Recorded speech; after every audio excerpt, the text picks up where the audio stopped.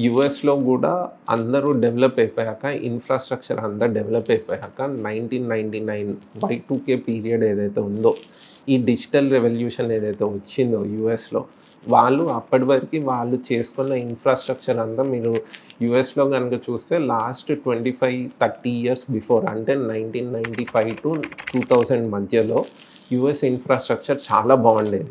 ఆ రోజులలో మెట్రోస్, ఆ రోజులలో రోడ్స్ అన్నీ వచ్చాయి. సో, అదే ఇప్పుడు యూఎస్ ఇన్‌ఫ్రాస్ట్రక్చర్ బాలేదని డొనాల్డ్ ట్రంప్ చెప్తున్నాడు.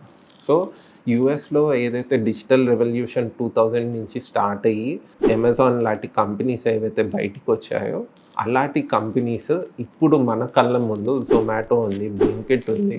వీళ్ళంతా బిజినెస్ ఒక లెవెల్‌లో చేస్తున్నారండి. బ్లింకిట్ గూడా నేను మీకు గత వీడియోలో గూడా చెప్పాను.